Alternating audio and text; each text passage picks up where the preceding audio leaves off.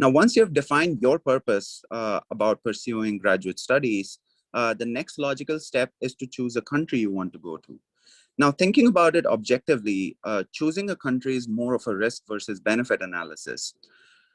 The job prospects change from country to country. Also, all the different countries have different immigration laws. Countries like Europe, countries in Europe will require you to learn a new language. For example, German in Germany or French in France. The acceptance rate of different schools in different countries is different. Also, the quality of education matters. For example, if you want to pursue further education in physics, I would say you look at universities in Europe or UK, where there are so many Nobel laureates that were produced. And also the cost of living is a very important factor because our finances are limited. Now let's consider an example. For example, I am a student who is moving to a foreign country to search for jobs. I want good jobs. So for an international student like me, I will look at data something like this. So here, what we are showing in the top graph is the number of international students as a function of different countries. So I'm comparing 5 countries here, and we can see that the most number of international students are present in the US, closely followed by Australia. But if then we look at the bottom graph where we're seeing the number of jobs that are available for each international student, even though the number of student population is comparable in US and Australia, we can see that the number of jobs per student is much, much higher in the US when compared to Australia. But is job prospect the only factor that we are considering? No, we have to do a risk benefit analysis. If we come to the US, we have to face the risk of getting kicked out at basically any time because the immigration laws are so strict. So when we're choosing the country, we need to look at these factors and compare different countries. And then based on our purpose, we need to decide which country we want to go to. So always perform risk benefit analysis before even starting to search for schools. All right, so if we have our purpose defined and we have our country defined, now it's the time to look for specific schools in that country. Now, the first natural step that a lot of people take, and even I took, is leveraging rankings for school selection. So let's take an example of an engineering student. And for the interest of time, we'll be focusing a little bit more on engineering here, but we have knowledge about a lot of other fields, including arts and business. So for example, if we have an engineering student who is coming to the United States of America in hopes of searching a job, that student goes online to US News and search for rankings of different schools. So if we look at the rankings of San Jose State University in the field of engineering, I wasn't able to find it on US News, which is one of the biggest platforms that ranks universities. On the other hand, if we look at Massachusetts Institute of Technology, it is the best engineering school in the United States of America with a #1 rank in most of the engineering fields. Now, a normal person would think that if I graduate from MIT, then my chances of landing in a big software company like Apple would be much higher than San Jose State University. But the data doesn't suggest so. If you look at the percentage employees at Apple currently, the highest percentage employees at Apple come from San Jose State University, and MIT falls in the 10th place.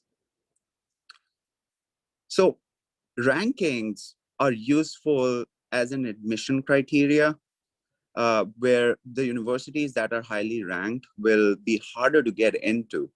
It is a very useful factor for quality of instruction. So going back to the example, if I have to comment on the quality of research, the quality of instruction at different colleges, I would definitely put MIT above San Jose State University based on the rankings, because that's what the rankings consider. Rankings are also a very useful indicator for segregating your applications. Typically, we would categorize our applications into ambitious, moderate, and safe. So based on the ranks, it makes our segregation process very easy. Rankings are not a useful factor for job prospects after graduation, because job prospects are very locality dependent for a lot of fields. A lot of people also think that if I graduate from a very highly ranked university, my chances of getting a further visa would be better. But in countries like US, it's a completely random process. Furthermore, rankings are not a useful indicator for the acceptance rate of the universities. You can find a lot of very highly ranked universities which have an acceptance rate of upwards of 50%, but then there are also lower ranked universities with an acceptance rate of less than 5%. So rankings are useful, but you need to define what your purpose is for doing graduate studies. If you're coming abroad to get a job, then rankings are not the most important factor that you'd be looking for. But if you're coming here for the quality of instruction and learning more, then you can look at the rankings. So after rankings, another important factor is financial planning for school selection. Now, if we all had infinite money, our life would be so good. But with our current finances, graduate school can be very expensive, with people taking loan upwards of $100,000. The expenditure in graduate school mainly comes from the tuition fee, the housing, the food, and lifestyle. Now, housing, food, and lifestyle can be a very locality dependent thing. For example, if you come and study in New York, you will end up spending much more money than coming and studying in Champaign, which was my case. But the majority of your expenses will come from your tuition fee. Now, when you're looking at tuition fee, you need to see if you're applying to public universities or private universities.